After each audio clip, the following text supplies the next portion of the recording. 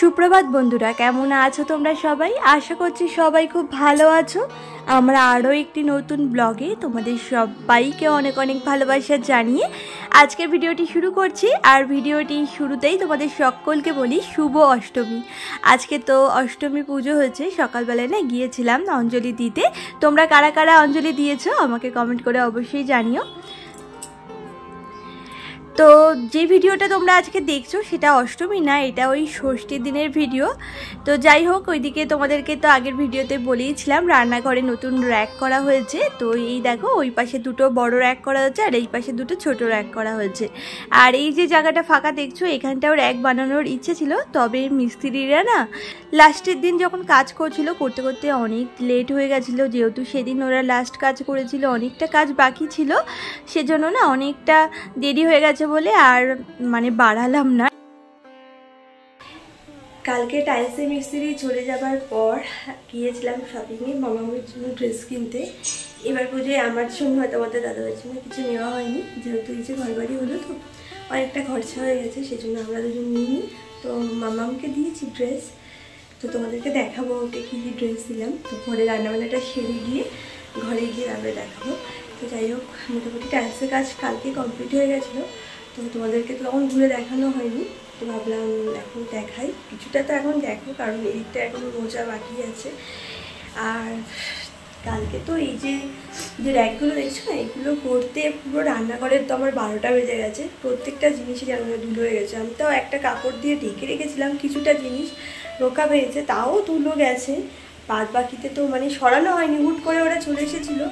আগে তো মাপটা নেওয়াই ছিল, তো ওই দিকে টাইলসে কাজ করছিল, ফ্লোরে ওইদিকে গ্রাউন্ড করছিল। তা তখন আমি ঘরে ছিলাম, হুট করে এখানে এসে করতে শুরু করে দিয়েছি। আর ধুলো মুলো ছিটে আমার এখানে বাসনের ঝাঁকা যত বাসন আছে সমস্ত ধুলো হয়ে গেছে। যত কন্টেনারগুলো ওখানে রয়েছে না, সমস্ত কিছু ধুলো হয়ে গেছে। আর এই বাসনগুলো রাত্রে খাওয়া দাওয়ার পর মেজেছিলাম, এই বাসনগুলি কেবল পরিষ্কার, আর বাদ বাকি সব বাসন ধুলো ধুলো হয়ে গেছে। সব আবার পরিষ্কার করতে হবে, কাজ আবার বেড়ে গেছে, ডবল খাটনি হয়ে গেছে আজকে। আর এদিকে বাথরুমের সামনেটাও কিন্তু একটু টাইলস বসানো হয়েছে, এটা ম্যাট টাইলসই বসানো হয়ে গেছে।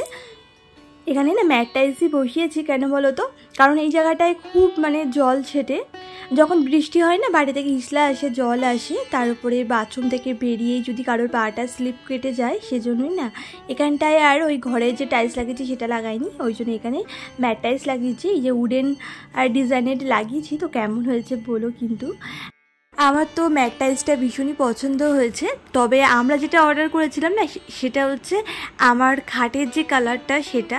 তো এটা খাটের কালারের মতো না, তার থেকে একটু বেশি ডার্ক। তো এটা থেকে আমার খাটের কালারের ওইটাই বেশি ভালো লাগছিলো। তো ওরা না ওইটা দেয়নি, ওরা বললো কি ওইটা নাকি শেষ হয়ে গেছিলো, তো ওই একই ব্যাচেরই অন্যটা দিয়েছে। তো ওই কালারের একটু ডিফারেন্স আছে সেজন্য। তবে এটাও যে খারাপ তা না, এটাও লাগিয়ে ভালোই লাগছে। আর তার থেকে বেশি কি বলো তো, পা দিয়ে যে স্লিপ ভাবটা নেই এটাই অনেক, এই জায়গাটা এত জল জল থাকে সব সময়, আর কেউ না স্লিপ কেটে পড়েও যেতে পারতো। তো এটা লাগানোতে দেখলাম কোনো রকমই স্লিপ ভাব নেই, আর কারোর পা স্লিপ কাটার কোনো ভয়ও নেই, জল পড়লেও না ভয় নেই। তো সেই ক্ষেত্রে কিন্তু ভীষণই ভালো হয়েছে জিনিসটা, আর জিনিসটা বেশ ভালো। তো যাই হোক, তো এদিকে দেখো এখন রান্না করে এসেছি, তো বেশ খানিকটা বাসন ছিল, তো ভাবলাম এখনই মেজে নিই।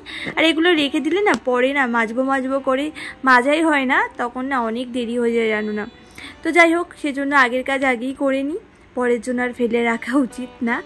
আর এমনিতেও নতুন ঘর হলে বুঝতেই পারছো ঘরের যা অবস্থা হয়। তোমাদের যাদের নতুন ঘর হয়েছে তারা তো জানোই যে ঘর বাড়ির কী অবস্থাই না হয়, এগুলো পরিষ্কার করতে করতে কত কষ্ট হয় বলো তো। আর আমার তো একার সংসার, তো এই সমস্ত রান্না বান্না সেরে আবার কিন্তু ওই যে নতুন ঘরে কাজগুলোও সারতে হচ্ছে, ওটাকেও বারবার পরিষ্কার করতে হচ্ছে। আর ওই ঘরে যাচ্ছে আসছে তো তাতে কেমন যেন সাদা সাদা হয়ে যাচ্ছে, পুটির গুঁড়োতে না চারিদিকে এতটা ভরে যাচ্ছে, সেজন্য কেমন যেন হয়ে যায় জানো না। দেখো একটু আগে জল দিয়ে ধুয়ে দিলাম। আর ওই টাইলস লাগানোর পরে বলেছিল যে প্রত্যেকটা ওই যে বিটে যেখানে স্কার্টিং করেছে না সেখানে জল দিতে, তো সব জায়গায় দেখো জল দিয়েছি এমনকি যে, আর এই যে ফ্লোরেও কিন্তু জল দিয়েছি।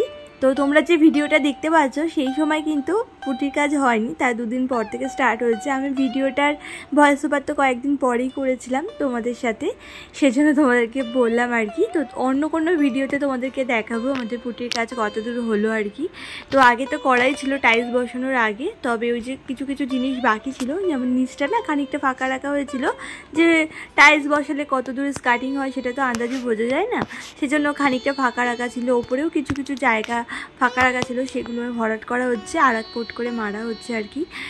আর তোমাদের সাথে কয়েকটা দিন ধরে তো আমি ঠিকমতো ভিডিও শেয়ারই করছি না, একদিন ভিডিও শেয়ার করছি তো 2-3 দিন পর শেয়ার করছি, এরকম হয়ে যাচ্ছে।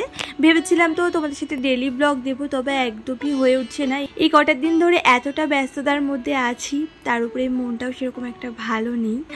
দুর্গাপুজোর সময় প্রতি বছর কেন আমার মনটা খারাপ থাকে তোমাদেরকে অন্য কোনো ভিডিওতে অবশ্যই বলবো, তো তোমরা সঙ্গে থেকো। তো চলো বন্ধুরা, আজকের ভিডিওটা এই পর্যন্তই। সবাই ভালো থেকো, টাটা।